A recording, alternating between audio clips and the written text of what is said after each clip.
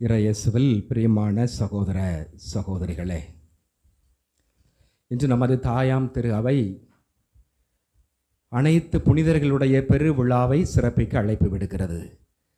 சகல புனிதர்களுடைய விழா. எத்தனை புனிதர்கள் இருக்கிறாங்க நமது திருச்சபையில்? சொல்லுங்க பார்ப்போம். எத்தனை புனிதர்கள் இருக்கிறாங்க? 250. எண்ணில் அடங்காத புனிதர்கள். அருமையாக சொன்னாங்க, எண்ணில் அடங்கா புனிதர்கள். அதைத்தான் நாம் முதல் வாசகத்தில் வாசித்தோம்ல, திருவெளிப்பாடு நூலில் நாம் அருமையாக வாசித்தோம். திருவெளிப்பாடு புத்தகம் 7ஆம் அதிகாரம் 9வது வசனம்.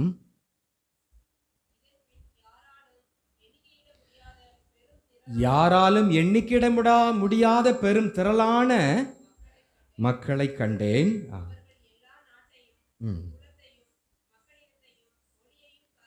அவங்க எல்லா நாடு, மொழி, இனம்.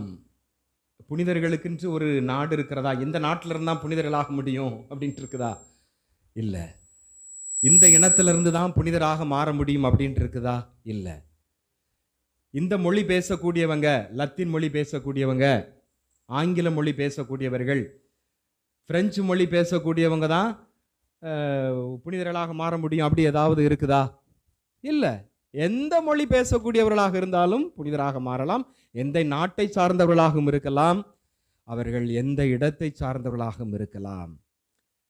அப்போ எண்ணிக்கையில் அடங்காத புனிதர்கள் இருக்கிறாங்க.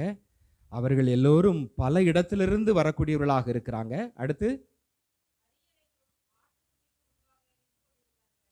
கடவுளுடைய அரியணைக்கு முன்னால் மோட்சத்திலே நின்று கொண்டிருக்கிறார்கள்.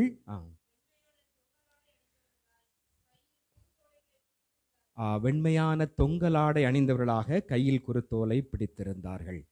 அப்போ எண்ணில் அடங்காத புனிதர்கள் நமது திருச்சபையில் இருக்கிறார்கள். ஆனால் ஆண்டுக்கு எத்தனை நாட்கள்? 365 நாட்கள். அப்போ நம்ம 365 புனிதர்களை தான் நாம் நினைவு கூறுகின்றோம், விழா கொண்டாடுகின்றோம். அப்படி தானே? ஒரு சிலரெல்லாம் விட்டுருதோம்.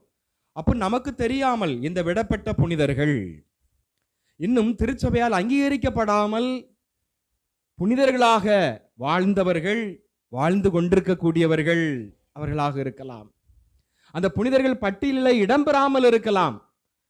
ஆனால் அவர்கள் ஆண்டவருக்கு உகந்த தூயவர்களாக வாழ்ந்திருப்பார்கள். எனவே அவர்கள் எல்லாரையுமே நினைத்து ஒரு நாள் நவம்பர் மாதம் 1 தேதி திருவிழா எடுத்து அனைத்து புனிதர்களுடைய விழா கொண்டாட வேண்டும் என்று திருத்தந்தை கிரகோரி கிபி